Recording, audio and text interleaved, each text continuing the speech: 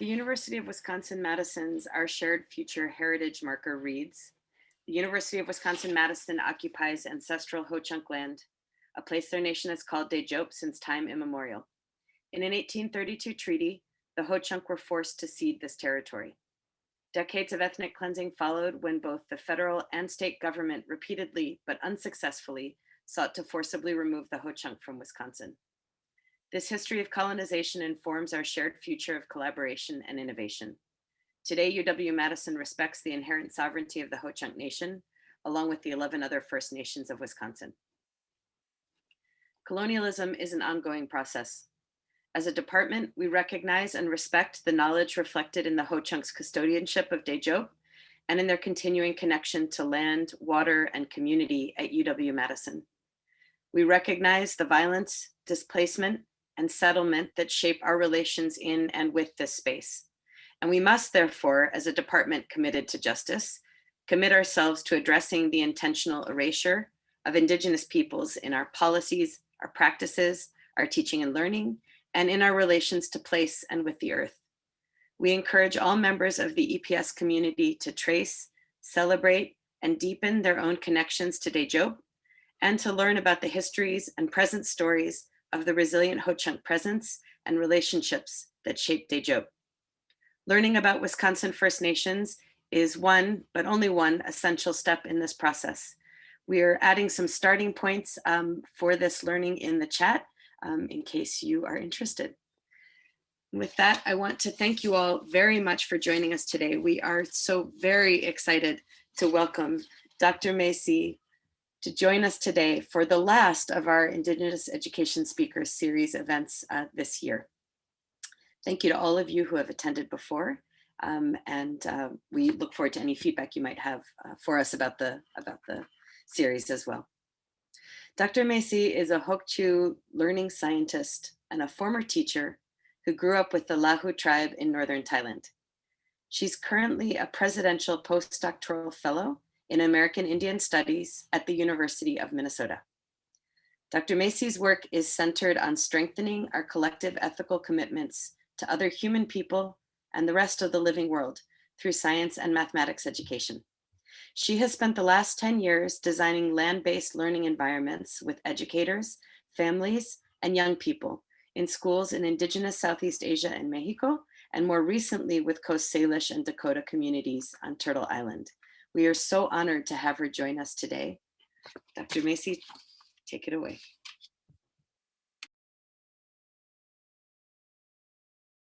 Hey, Meixi. Yeah. Still, always that old good, unmute trick or habits, right? Thank you so much, Jack, Dr. Kendall, for just holding this space for an Indigenous speaker series at UW-Madison and the Educational Policy Studies Department as well for cultivating the series. And I'm grateful to be here with you all. I'm currently calling in from Iowa tribal lands, and I'm gonna try to share my slides so you can see a couple of pictures, but I wanted to invite folks as I, fiddle around with the PowerPoint to share if you're willing to, Dr. McKinley de Royston's here.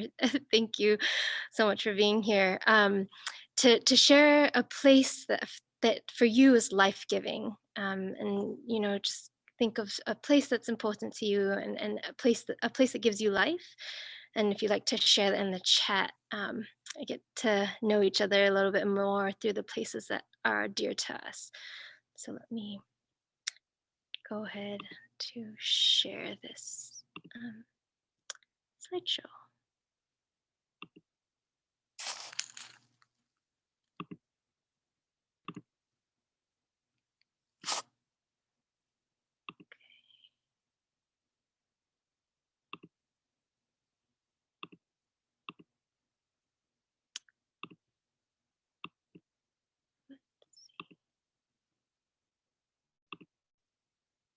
Do folks see that? Yeah. All right. I will give it about maybe 1 or 2 minutes, if people are willing to share some places that are life-giving for them. Thank you, Pilar.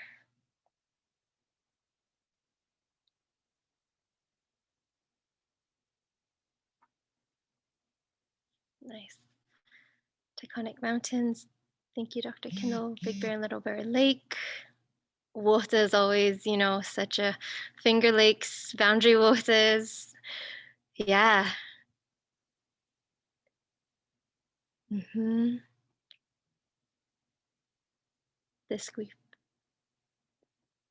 Tequisquiapan, Blue Hole Swimming, Lake Superior, Glacier National Park.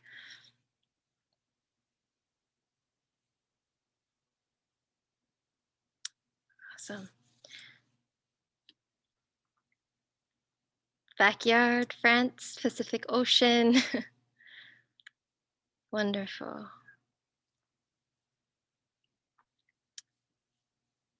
Awesome. And feel free as I continue to share to also type in the chat and share places of importance to you as well. So I wanted to start with that prompt because I think about place and the places that make our lifeways possible to be really sources of life for in so many different ways. And it could be our specific stories and histories that we have to a place, the practices that that place holds, the kinds of relationships and the kinds of gifts that those places hold for us as well. And so I titled the sharing kind of when learning is life-giving, and thinking about how do we continue to study and design those systems of life enhancement, drawing from Dr. Dan Walcott's phrase, and specifically just drawing on one example on how we redesign schools with Indigenous ethics. And so just a little bit about who I am and where I come from. As Dr. Kendall, so graciously introduced me. I was born in Singapore and really grew up across Singapore and Lahu community. And so grew up navigating, different languages, but also different lands and different places. So that's kind of inbuilt into my my practices and ways of understanding and moving around the world. And that's me with and my brother and my sister Muli in the back, and other friends that I grew up with in northern Thailand. And growing up, and the Lahu tribe is one of the 42 tribes recognized currently by the Network of Indigenous Peoples in Thailand. And similar to a lot of other Indigenous communities around the world, like Eurocentric schooling was not the most flourishing place for us. A lot of times schools was about epistemic violence. It was about erasure of our knowledge ways, and families, Indigenous families, Lahu families, were seen as sites of intervention rather than sites of ingenious, right, or ingenuity. And so that created the narrative from the state, at least, is to intervene and to have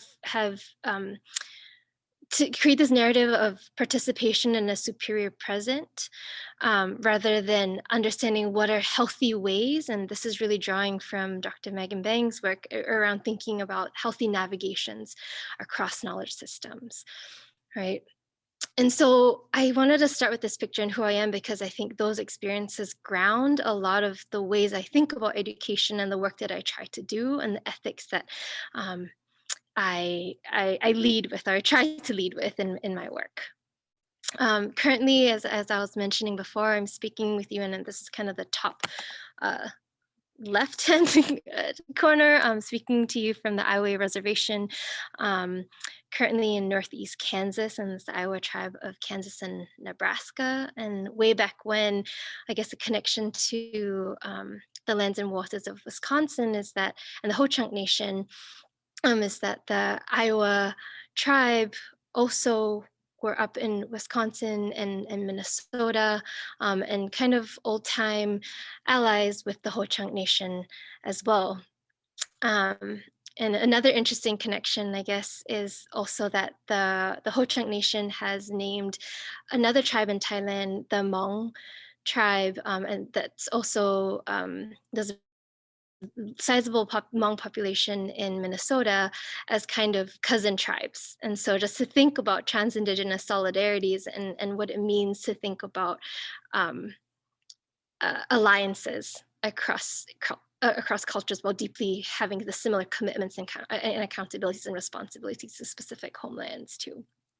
Otherwise, I am typically in Minneapolis, Minnesota, on Dakota lands, and I just wanted to bring a couple of these places where I've been so grateful to live and work the past year and a half, and to really start with gratitude to these places and to these people. On the bottom left, we see George Floyd Square and of last Tuesday, right? The whole world really watching the unfolding of the Chauvin trial, and it feels like the celebrations at George Floyd Square was a historic moment of feeling like we're a little bit closer to justice. And I've been grateful throughout the pandemic to be involved with the uprisings last summer, as well as feeding our elders in the Minneapolis American Indian Center as well. And so thinking about the need to birth new worlds at this time, and grateful to be a part of that. And I'm also obuija to my many teachers, and for those who have been life-giving to me as well. Wanted to make sure that their names were set up front. So just an overall roadmap for our time together today. I'm going to start with thinking about some enduring concerns that I have been thinking about, really influenced by the work of Dr. McKinney Royston and others at the virtual lab, thinking about the ethical and political possibilities of learning and teaching. Then going into a deeper dive into Sahasat Siksa School, where all my friends went to school growing up, and had the privilege and honor and joy really of returning to work with some teachers at Sahasat Siksa School. And then closing with some contributions and connections. So that's sort of the overview for today. And like I said, so I really think about the ethical interactions and the political openings, and grateful to the virtual lab and folks like Dr. Shirin Vosogi, Dr. Paula Hooper, Dr. McKinney Royston, and Dr. Megan Bang, and Dr. Angela Booker for really leading and helping shape a lot of my thinking around this. So part at the core of what is, I think, what I've been thinking about a lot is how we have sort of the ethical openings and the need for a revolution in ethics. And given the social political worlds that we live in, and that what is at core for me is how we remake our relationships with lands and waters and other human people. That I think is at the core, and I'm sure you can see the Dr. Megan Bang influence in what I'm sharing right now. But how do we really remake our relationships and our responsibilities to lands and waters, so that lands and waters don't become just backdrops of how we understand teaching and learning, but how lands and waters really are central to making teaching and learning and actually human lifeways possible. And so I think that is fundamental for me, and how lands and waters continue to be central to how we think about who we are, where we're going, and the kinds of human peoples that we want to be and we want to mature to become. And so I guess playing around with a diagram, thinking about sort of nested ways of thinking about context. I think about, human, and lands, and like the ethical interactions within that orange core. Not that the interactions aren't political, but I'm really interested in how our ethical orientations actually open up for different political possibilities. And by political possibilities, I also mean the ideas of how decisions, group decisions are made, how things are structured, the alliances that are formed, or how we decide to, you know, create structures of governance, right? And so I think about how the everyday ethical interactions really create these openings or permeate across, and how obviously the ways in which political decisions are made also could help the furthering and the strengthening of these um, ethical qualities of respect, of consent, of reciprocity, right? Of the way that we listen and treat each other, the moral fabric, really, of these interactions.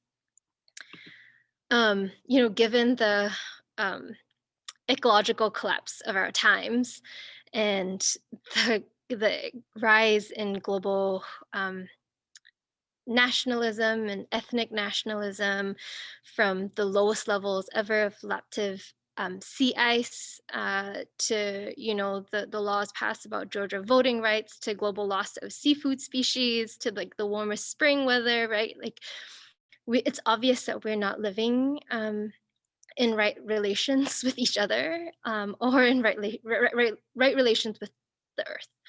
And so I think part of that is why I think drawing from what Michelle Alexander, the civil rights activist and lawyer, as well drawing from Dr. Martin Luther King's word about the need for a revolution in values, and why a revolution in values is so critical, given our current social political context.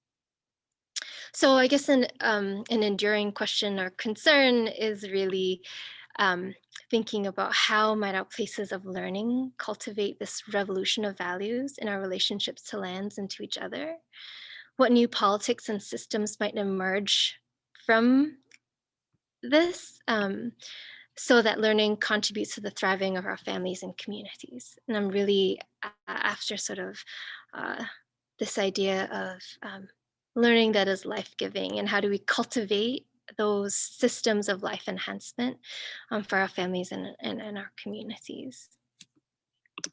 Okay, so I wanted to just briefly, I guess, wanted to share a quick story about sugarbush, which is probably of familiar with some of you, since there's sugarbush also in Wisconsin. But I just wanted to show that these questions are not speculative. They're not, they are dreamy questions, but they're also lived questions. And I think that the idea here that I wanted to, oh yeah, yes, maple sugar harvest, yep. I participated in a sugar bush about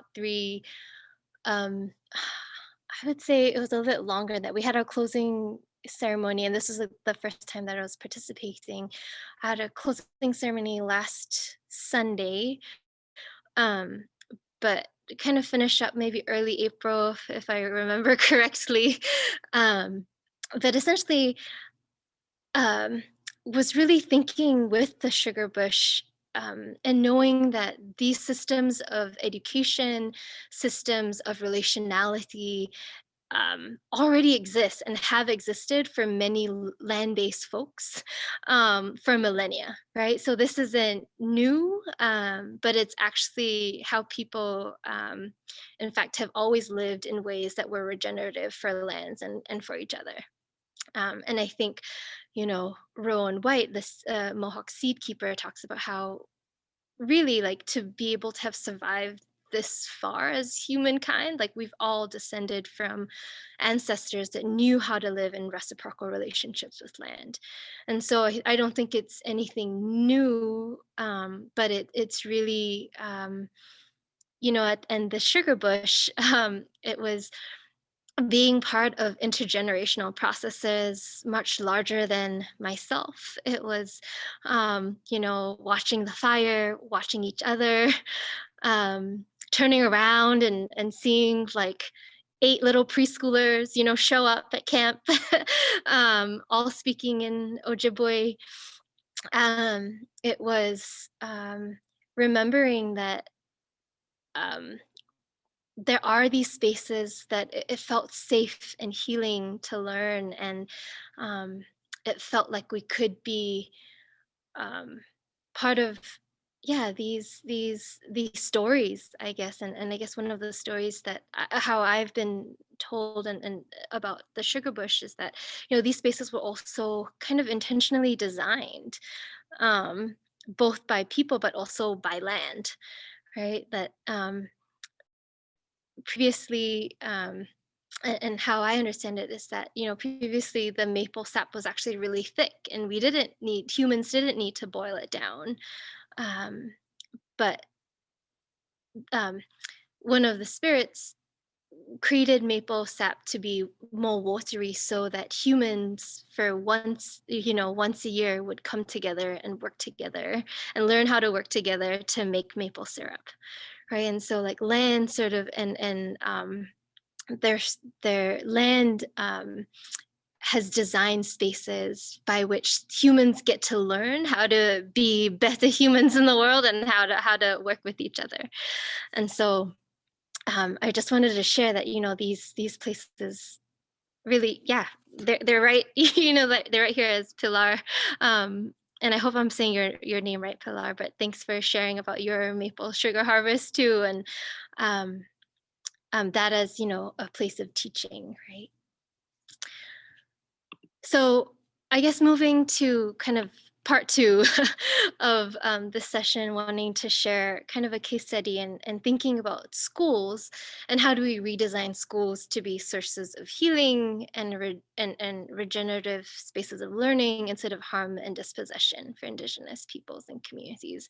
And I feel like I'm speaking to people who already think about this a lot all the time and have dedicated their lives and their careers to doing this. And so I know I'm in good company with all the amazing work that's going on at the School of Education. So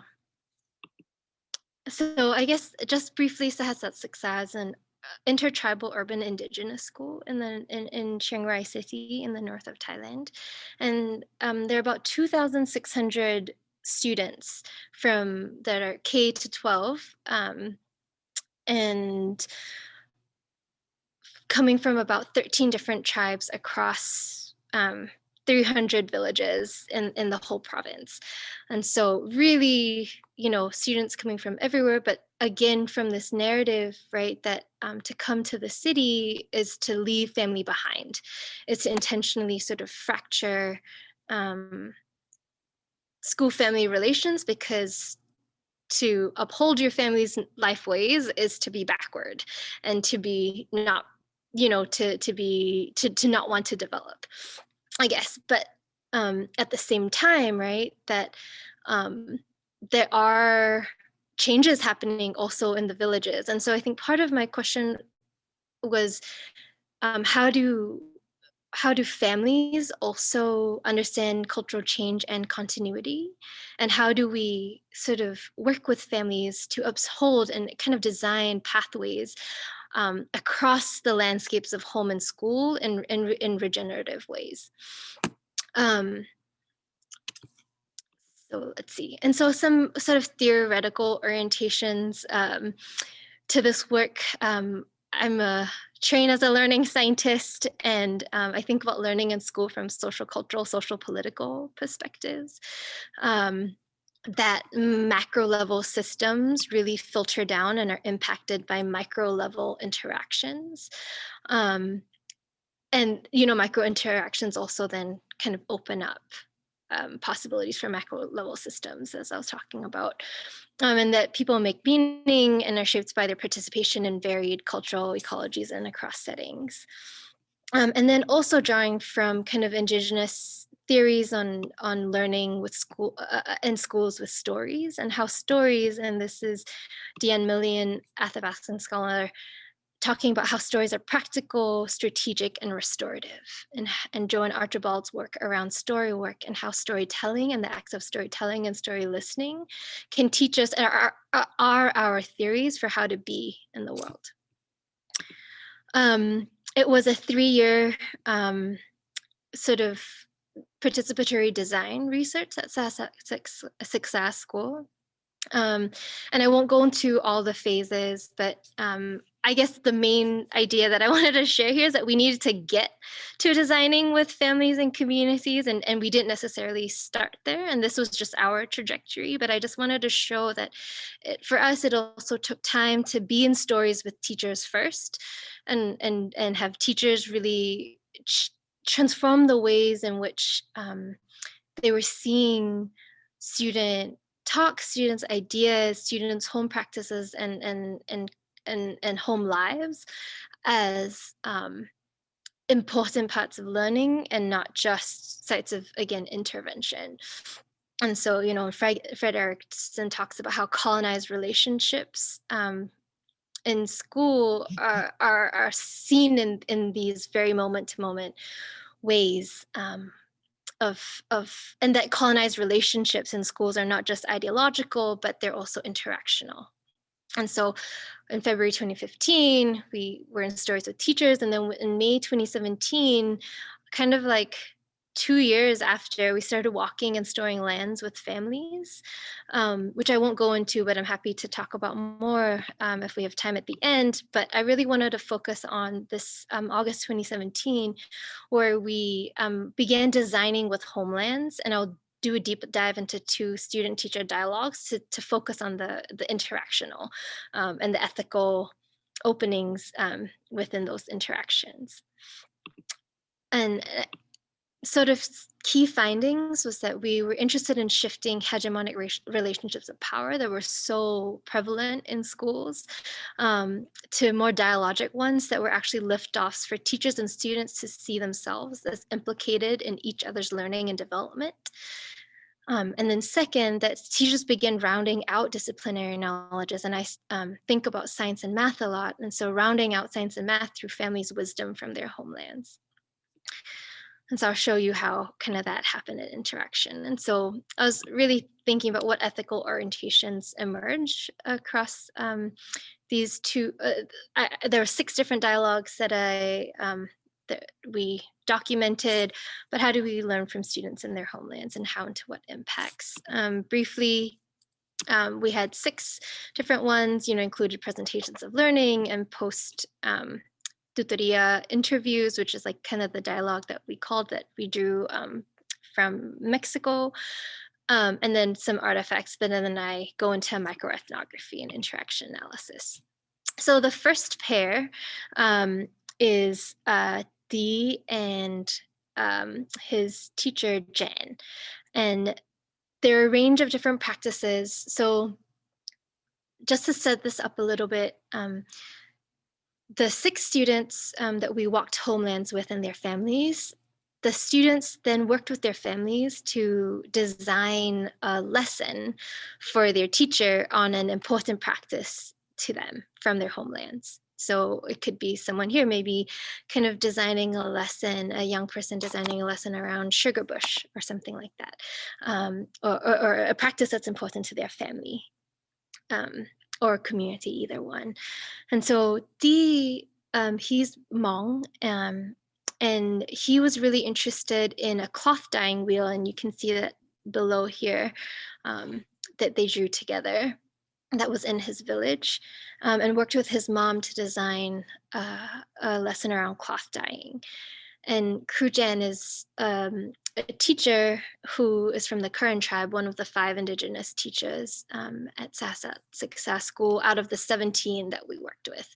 And there are 80 teachers in total at the school. So I'll go through sort of these 2 dialogues and then pull out noticings. And, if folks have other things that they're noticing in the dialogues, feel free to type them in the chat as well. I love to learn from what you all see, as though I know there might be some interaction analysis folks here too. So I'm excited to listen and learn from what you all have or see. And so in the middle of their dialogue, Crew Jen, like these sort of kind of explaining the process of cloth dyeing, but Crew Jen, crew just means teacher. So teacher Jen asks him, so like, okay, like this is all great, but like if you do cloth dyeing in that way with the wheel, like, isn't it really slow? Nowadays, one can go out and like buy it or dyed cloth, and it only takes a second. Right? So she's like, okay, like this is all cute and fancy, right? But like we can just like go buy cloth. And so what I want to pull out here is that Dee is really he does this beautiful, elegant move of introducing other values of cloth dyeing. And he says, but they can use their physical energy too. And, while dyeing cloth, they don't need to be too stressed. It's also easy to make it from the materials, and it's also not expensive either. And so instead of kind of participation in dominant neoliberal narratives of production and consumption that are prevalent in school, he introduces other forms of values. And this is something that I just call kind of ethical or axiological heterogeneity, drawing from Dr. Megan Bang's work too. And Krujan then responds to Dee's sort of response to her, saying like, yeah, they call that the creativity of those before us. And so there's like kind of an expansion. And Dr. Aiden Bao, we think a lot about with chat and thinking about learning by expanding, and kind of the ethical relationships with child, but not only with the child, but also to ancestors. And it's not just these ancestors, but it's also her own ancestors. And she uses the word us to say that, oh yeah, that's the creativity of those before us. And so that's the first episode. And then as their dialogue continues, she then introduces another kind of axiological consideration of aesthetics. And she is saying, oh, actually, like by sewing by hand is Titan, it's even more beautiful. And it's almost like she compares it to her own social cultural practice of sewing that she knows that, and has like this professional vision.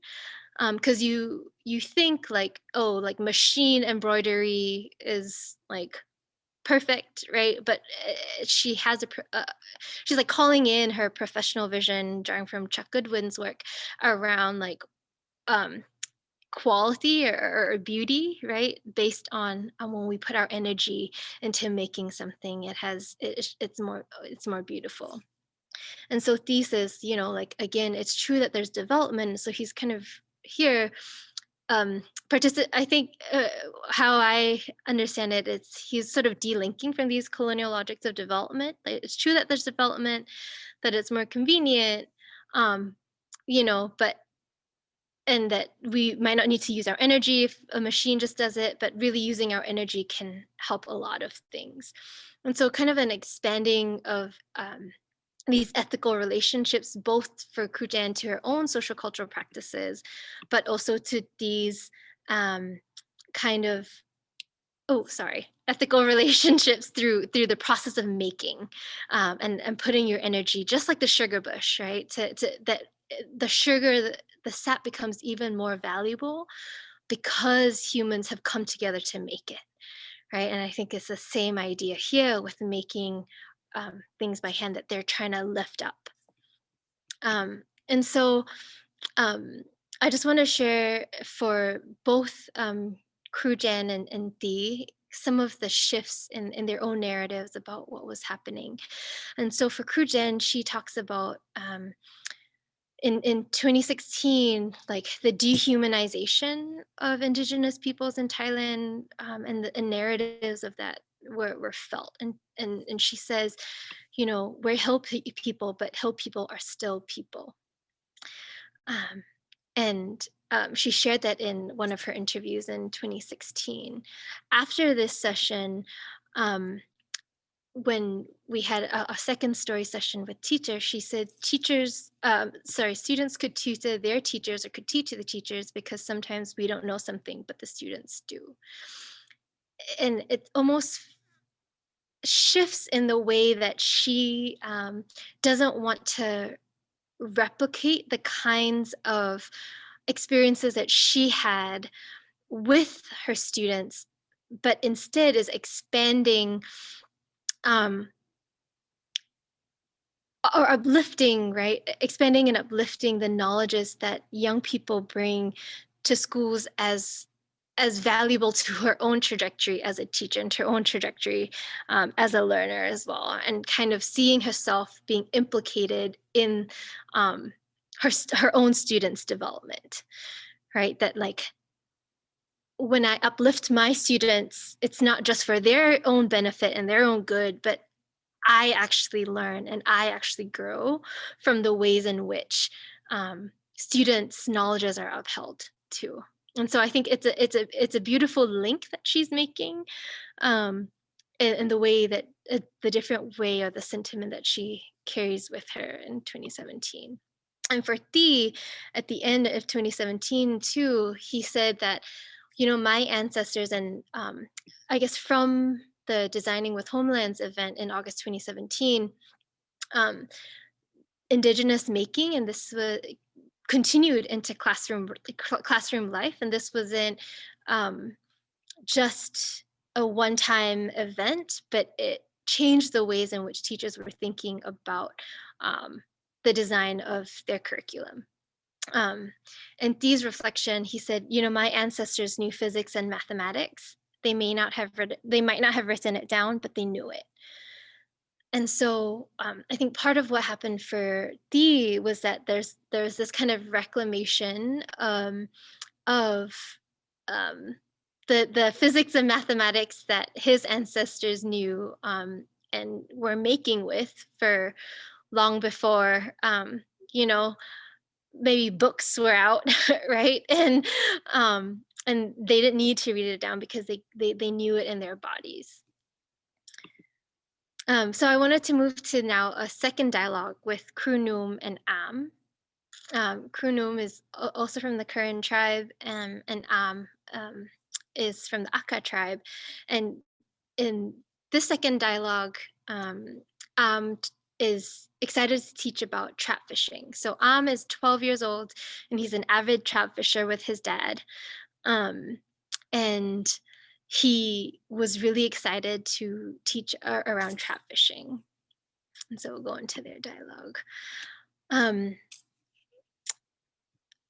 So here, Am says, as they're talking about trap fishing, he says, so suppose, and he's like sort of creating scenarios for them to think through as they think about trap fishing. And so he says, so suppose if you caught one fish, which is, kind of the dominant narrative, like you go trap fishing, you go catch fish. And he says, suppose if, he says that fish, that one has a family waiting for them on line 4 right there. And them, that one, they're thinking about their family. And sort of implicit in his question is, one is, will you still take this fish home if you know that they're thinking about, if the fish that you caught, that one, they're thinking about their family and they have a family waiting for them to return home. And so I emphasize that one, because I think in Am's grammar, he is really uplifting a fish's personhood. And it's not just like, oh yeah, like we understand fish are alive, but he's like, no, like this fish that you caught, that one, like they have their family waiting for them. Are you still kind of gonna bring that fish home? And so the fact that he was specific about that fish, and also their family, using in Thai the pronoun cow, which is the the word that we use for another human, um, is really a shift in the grammar, um, of and Dr. Robin Kimmerer talks about this, like, could a shift in the humble use of a pronoun actually mark a different path to sustainability, right? And so to understand the fish's personhood is actually a metaphysical shift, in how we understand reality and how we understand who's living, who can participate, who has agency, right? And who has sovereignty, really. Um, and so that's what is kind of proposing to his teacher. And so he says, you think that that the fish that won, again, I'm going rereading line 3 and 4, that a fish has that one has a family waiting for them.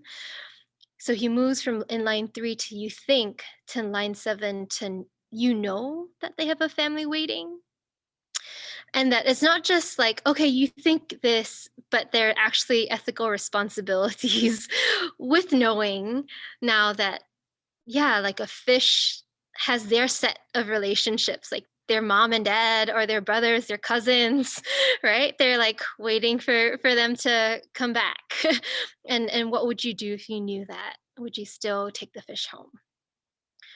Are y'all interested to hear what the teacher says? All right. So then Noom responds, and he also responds in these really beautiful ways. And he says, if I know, right? Well, normally, like, I don't know. So he also starts with humility, that I normally didn't think about it, or I didn't know that, the fish has their family. And then he goes on to say, um, well, if I the reason that I go catch, is that, or the conditions that I would bring the fish home, um, is that I have to make sure that the fish comes to me.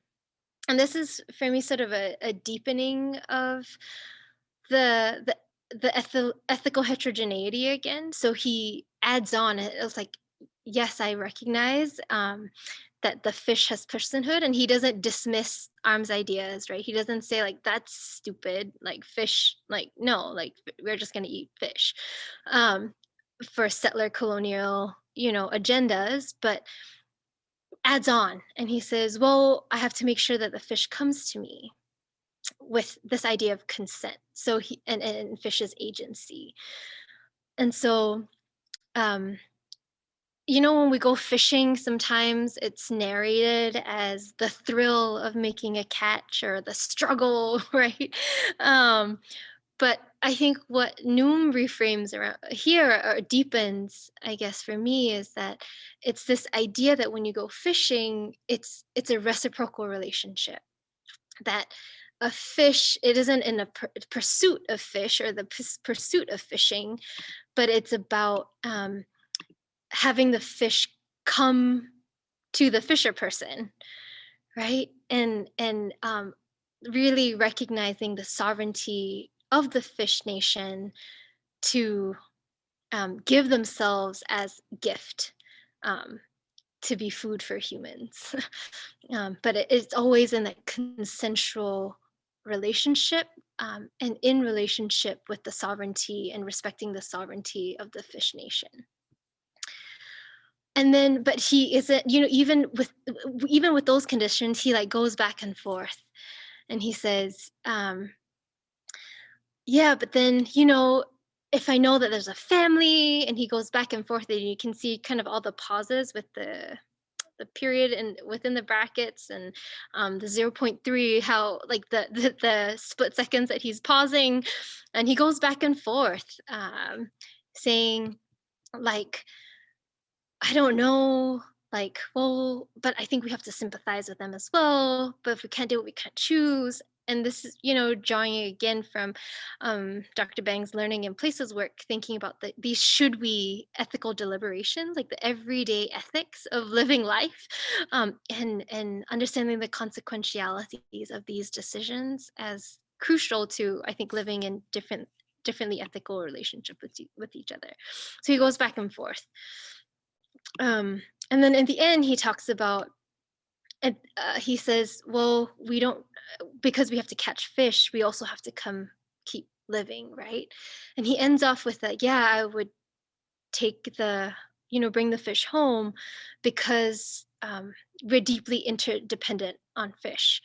And in fact, 70% of the people living in the Mekong watershed depend on fish for protein, right? But in times where overfishing is the biggest threat to our oceans, these are actually really important questions to think about and deliberate about if we're actually going to try to structure different ways of living and different political systems that actually protect our lands and waters. So they end off with thinking about like, okay, then Am asks, like, why do the fish that we often eat keep dying? They go and talk about the different technologies of fishing, and they do a little poster of different technologies. And one of my favorites is over here. I don't know if you can see my arrow, but it's the foreigner fish hook as one of the technologies of fishing. It's basically a fishing rod. But they then begin debating, what do the fish require from us in return? How do we fish ethically? What are some ways currently that we need to think about our responsibilities when we go fish? And I think for me, oh sorry, the idea is, what if what if these conversations were continually were routine in our schools, in our places of learning? What if students' ways of knowing, their knowledge systems, their families' wisdoms were continually upheld, and looked to for understanding ethical relationships and ways into the future? What if young people, um, what would be the ramifications for Thee and Am's grandchildren, for their great grandchildren? What kinds of leaders would we create, and be for our land and water-based systems? And I think that for me is at the core of kind of the ethical interactions, or the ethical qualities that I'm interested in, and how not just what the content of what they were talking about, but the ethical qualities of how they were listening to each other and orienting to each other, so that they were implicated, and teachers and students were implicated in each other's development. So I guess the next graph shows across teacher stories that we just had, story work event 1 and 2. I just wanted to highlight that at both times, like most 17, 16 teachers talked about student development and student learning possibilities and Indigenous futurities as like as much between 10.1 and 10.2. But what really shifted was the ways in which they're getting to student development and student learning, was in this middle here, where it was that they got to student development and student learning through teacher learning, through enjoying being with each other, through the relationships that they shared, through understanding reciprocity, through home knowledge and school knowledge, through really upholding difference and heteroglossia, and the understanding with Dr. Ann Roseberry and Elle's work around heteroglossia as being fundamental to how we understand learning. So just thinking about how the emergent ethics drive political possibilities in terms of whose knowledge counts, who teaches and learns, where we're designing, who is designing, right? So these are some examples. Post 2017 and 2018, we had 4 schools with Sasat leading the other schools with a kind of learning festival that was themed learning starts with our homelands, and upholding home and family knowledge across for about, I want to say, 100 teachers and 300 young people. We had students and teachers to interweave Indigenous knowledge in STEM. This is a cool picture that I like. A young person was designing speakers with bamboo, thinking about the resonance and sound as a way to interweave kind of innovations that they were creating from their homelands. We also had community members as designers, and this is also from a Karen Women Weavers Weaving Collective, as part of as part of kind of our designers at the learning time together. And so, although community designers, this, they weren't there, or they don't teach in schools as like routine practices, but this was already a big shift given where we started. And I think now we're on the journey to continually do that in more spaces. And so I think kind of the big questions: what if we design learning for everyday ethical sense making? Maybe the damming of the Mekong would become unthinkable. Maybe the Line 3 protest that cuts through the headwaters of the Mississippi on Ojibwe lands might be unthinkable. Maybe GMO wild rice might be unthinkable. Maybe we'd have maybe we'd create leaders for systems of life enhancement. I've been able to, or been privileged to do some of this work across different places, and just wanted to share some of these with the Back to Indigenous Futures Project in Minnesota. Also, Reclaiming Lands and Languages. This is in partnership with actually Lakuta Ray to design an AR and VR family storytelling. Also have been working with Indigenous STEAM and Tech Tales, and also still thinking about family and community-based environments as well as formal learning environments too, and thinking about stories of intellectual health in Mexico and Thailand. So just ending quickly with some contributions and connections, and how might we, take the lead from Indigenous ethics to study and design learning that is life-giving. I think there are current shifts that we should be building with as educators. Ho-Chunk in 2018 was the first tribal nation actually to approve a constitutional amendment to recognize the rights of nature, for example, right? In terms of the fields of biology, we have new work around plant intelligence and memory. Also, just spot on with what was sharing. Jonathan Belcombe has written a book about what a fish knows and the inner lives of our underwater cousins. So although these are, how young people understand the world, it kind of science seems to be catching up, right? And saying oh yeah, fish actually do have families. They do, think about their relationships, right? We think about Winona LaDuke and some of the work that she's been doing around regenerative economies and wanting to build economies. So in terms of our legal systems, our understandings of science and technologies, of our economic systems, there are shifts that I think schools, we need to think about and think about how do we continue to build with these shifts. More specifically, how might UW-Madison, the School of Ed, and think about Wisconsin's 12 Indigenous nations and the Ho-Chunk nations as deeply implicated in each other's development, right? That the Ho-Chunk nation's sovereignty and flourishing is deeply linked to the possibilities of justice at UW-Madison. How are we thinking of those two as links, just as teachers and students were thinking about their own development as linked? And so I have some pictures here.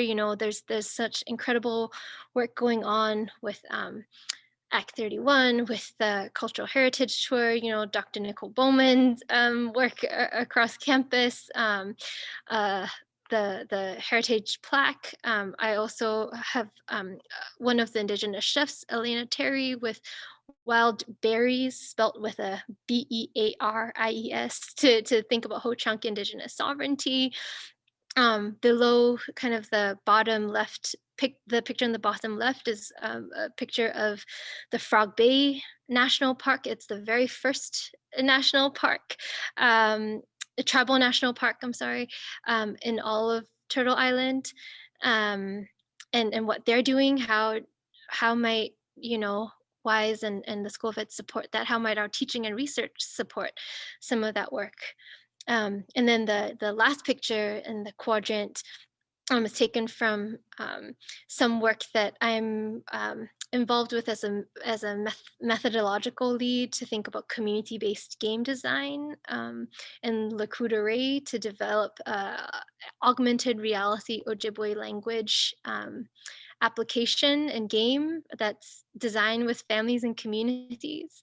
How might we think about the dual nature, the mutually reciprocal implicated nature of development and learning across nation to nation or institution to nation, right? Collaborations.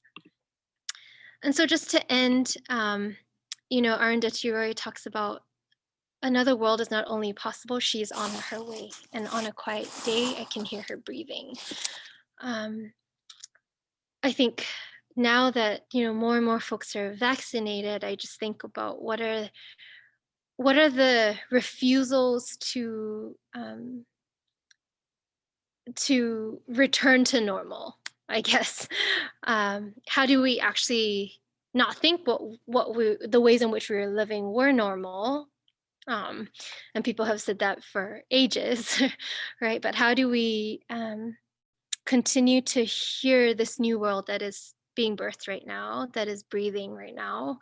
How are we designing and studying learning to help facilitate her breathing a little better, a little easier?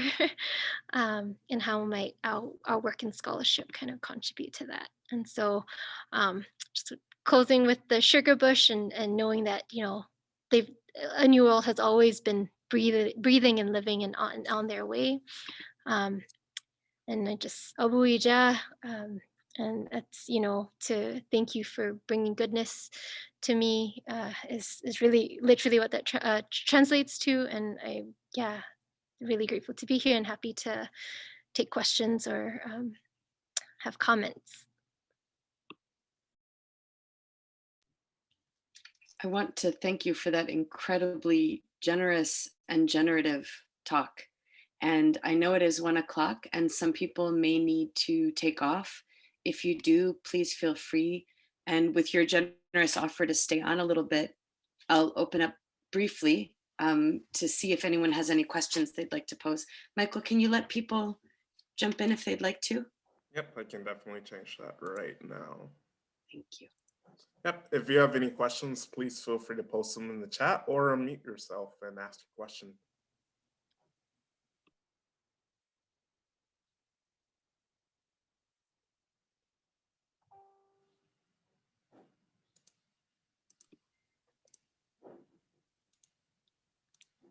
Hi, Jalisa.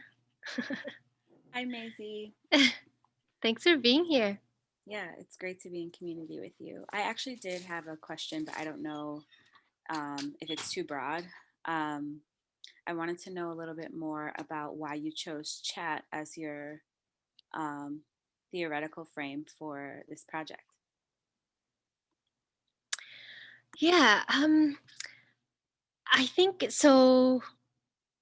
Maybe I'll start off with saying I don't know if I did use, I feel like I drew from elements of chat and maybe and chat is like the cultural historical activity theory, I think learning spaces and I think so many people think about this and the historicity of learning and that learning is deeply cultural. And so I think just drawing from those frames, I feel like that's a really generative to start to understand ourselves as not just, and you know, Dr. Chris Gutierrez and Shirin Vosogi and so many others think about like how we are historical actors. And so how do we think about young people and teachers as historical actors? And I think what I do draw from chat is really thinking about learning as expanding. And so when we started out, right, and maybe design-based work thinks about this, sometimes you don't know where your cycles of designs are going. And like the whole purpose is to expand the object, you know, is to expand where we're going or where we imagine we could go. And I think by focusing on the ethical, it felt like our political imaginaries were expanded. And so I think that's where I really, really appreciate, you know, Engstrom and Annalisa Stanino's and Aiden's work through thinking about the ideas of expanding the object. And I think also thinking with Megan and Shadeen's work around the need to think about not just expansion and not to be object oriented, but to be relationship oriented. And how do we expand? I guess what I wanted to show is that the subject object, so like the teacher student and object being the practice, the home practice that they were thinking about, like all three were expanded as they were interacting with each other. That the teachers and you couldn't really separate them out, right? Like Am's practice with fishing, for example, was expanded, and his relationship with fishing or trap fishing was expanded through an interaction with his teacher. But so the teacher's understanding of fishing, but also their relationship, like Am's and Noom's relationship was also expanded. And how do those kind of work together and facilitate sort of the continued expanding of the work? I hope that sort of answers it. Yeah, thank you. Hello, Hurley, Meixi. would you like to ask your question or have us read it?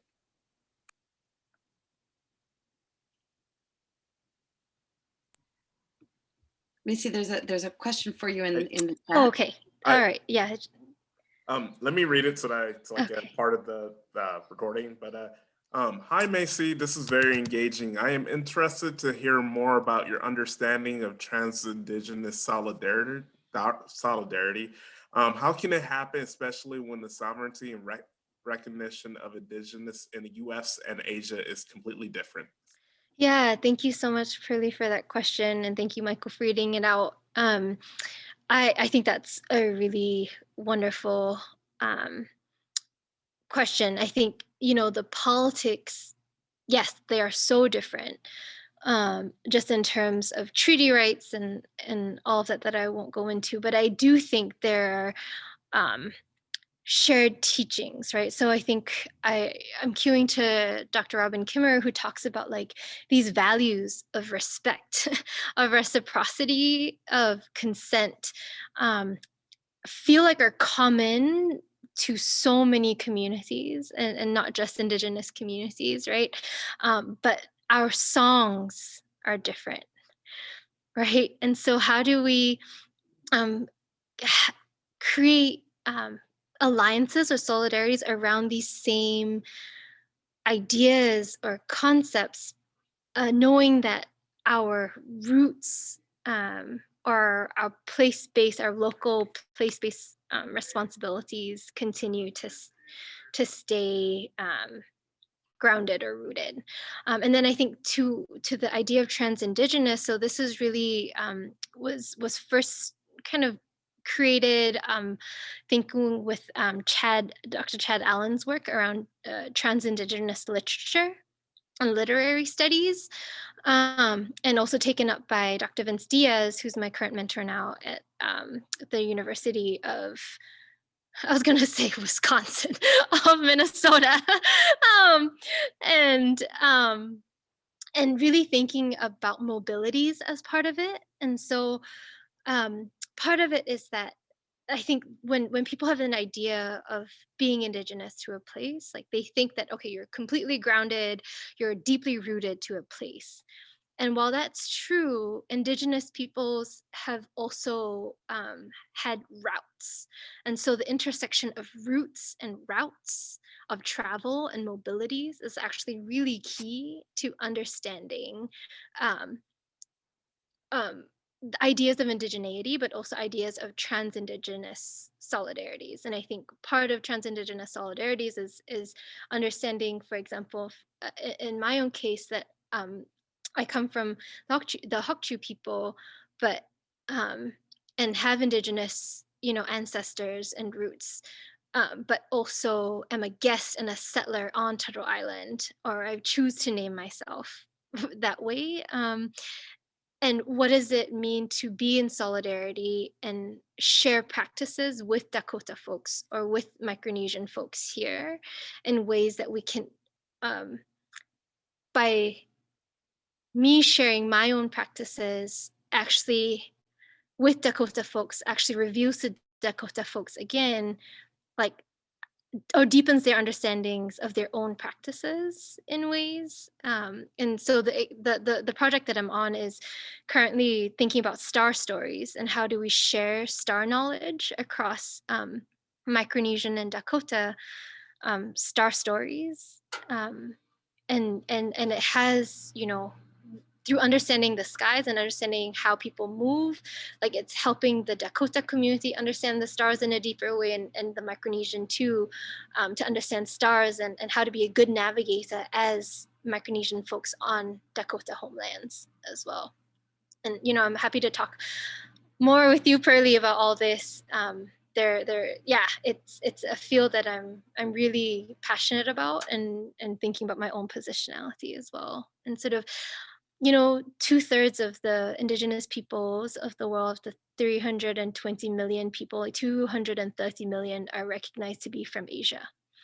And so I think indigenous Asia is a really important part of thinking about the of indigenous nations, and how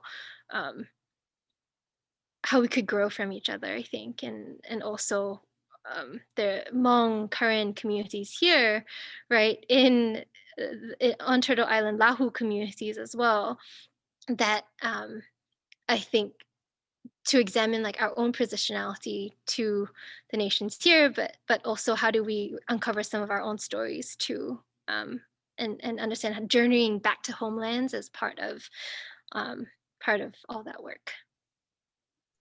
Thank you so much. Yeah, thanks, Pearly.